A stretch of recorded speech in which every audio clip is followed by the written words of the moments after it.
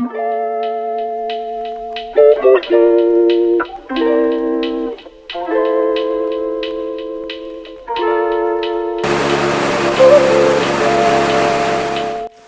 what's up guys? Welcome to today's video. Today we're still working on that black RX-7. We're fixing its start issue. We're trying to figure out why that black RX-7 doesn't want to start. I think we're ruling it down to a fuel issue. You know, it has sparks, brand new spark plug. They're sparking fine.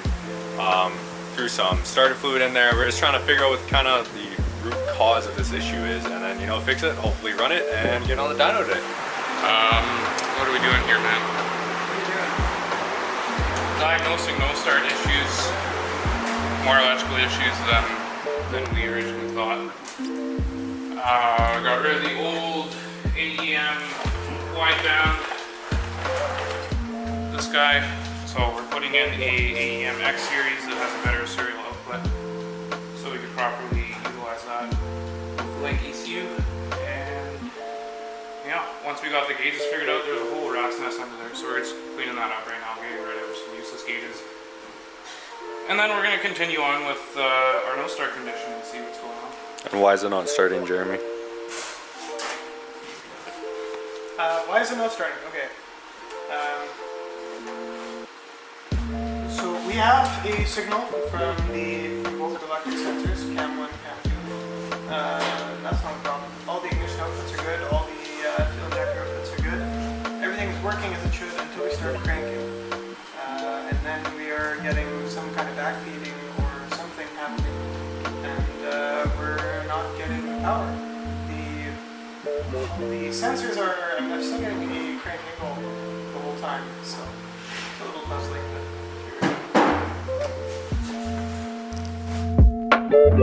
Doing a new AFR gauge. We also got a CAN bus gauge so you can go through different settings. That's going to tie into the ECU, and then we can actually see different readings off the ECU. People like that. It what? It dings. The bottom? This was all Yeah. That's some TikTok clout. That's weird though. Listen to the horn. down, but then I do want to put more boxing on it. Oh, weird. What? Literally, because there's multiple contacts on there. So then at You go to crank the wheel, you start honking? Could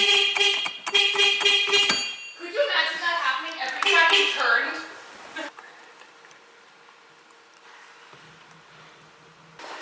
that's the scary thing here. I'm not sure what that says for your intention. So we're upping the fuel pressure on the fuel pressure regulator. That's not even the right Allen key, but at least I can turn it. Okay, let me know what that does there, Poppy.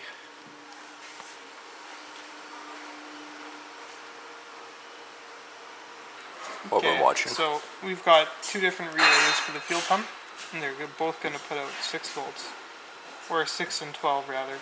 So So why are Betsy's right now with insides both outside pumps of her? on, we'll set it up Why at are Betsy's 37. insides outside of her? Go a little bit down. Right there. Slightly up. Yep, we'll call it good. Both pumps running, I've set it to 37.5.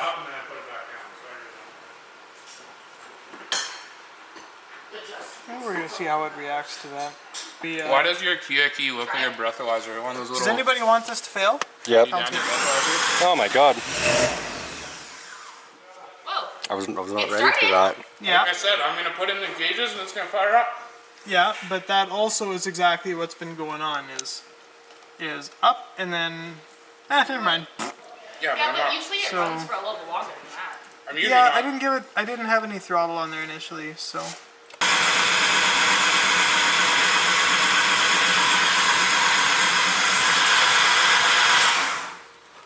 just like the last couple times. The issue that we run into is that it starts up absolutely wonderful, and then ignition and fuel are both cutting, and the ECU doesn't know why. There's no status, there's no cuts of any kind, there's no extreme lean condition. The car just wants to die. So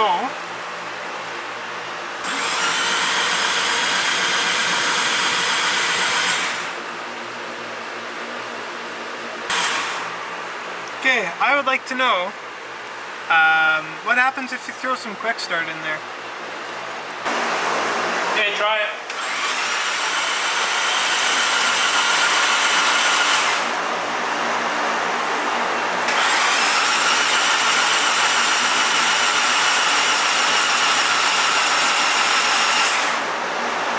My tester, oh there it is.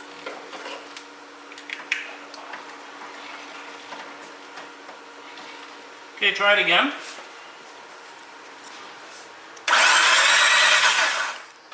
Okay, so we have spark with the tester, but we don't have spark with the spark plug. So you don't have spark to the block, in other words. Yes. Unless, I'll try one more thing here. That should, in theory, work. Oops. Not that guy. One of these guys. You should be able to spark to that. We're right to the battery here. Yeah. Okay, ready? Yeah. Nothing.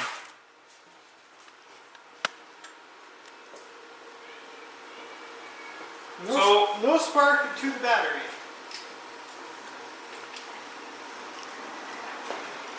But where did you have spark to? Just to the tester. And where is the tester gone to? Right to the plug, which goes to the block.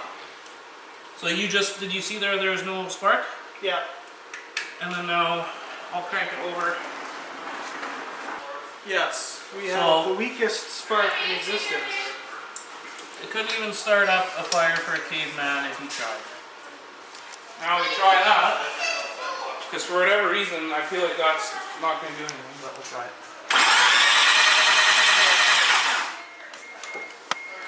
So we know that we have a crank signal when we're cranking, but we don't have.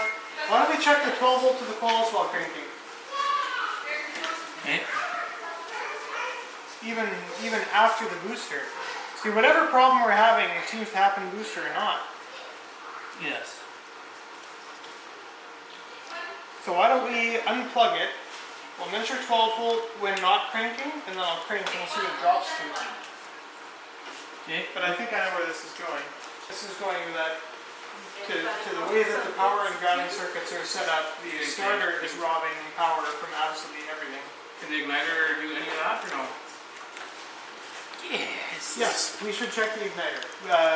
Trevor actually took one off the red at the... It's sitting right behind you. Yeah, let's put that on. We're going to try and swap out igniters here. The nice thing about specializing in rotaries is that we actually have ample amounts of rotary parts. So we'll try putting in a different igniter, see what that does. New ignition coil in? Ignition. New? Not Used? ignition coil igniter. Ignition igniter. Is it about to be noisy? It might.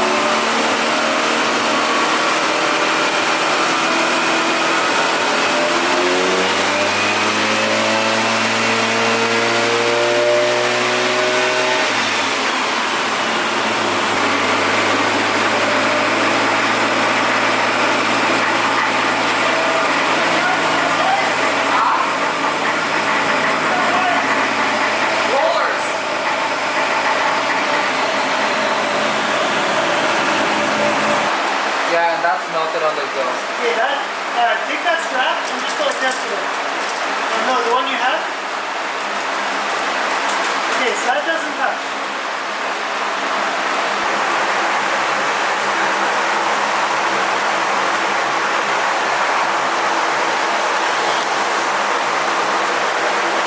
Melted.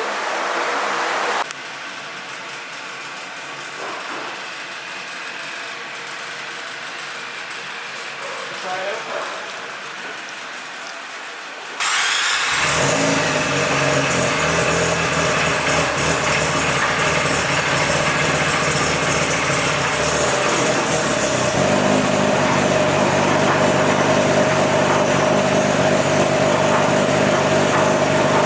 Here. See the gap here? Yeah, I don't know anything about that, but I will call them and find out. We're new to it though, right? We're new to the equipment, new to the brand. All I know is this belt looks like it's a 1/4 inch, maybe even a 1/2 inch off from the other one, actually the pulley itself. And it's making a bit of a racket, so I am not going to run it for now. We'll take it off, we'll take the inspection panels off, and get on the phone with Mustang and see what they think about it.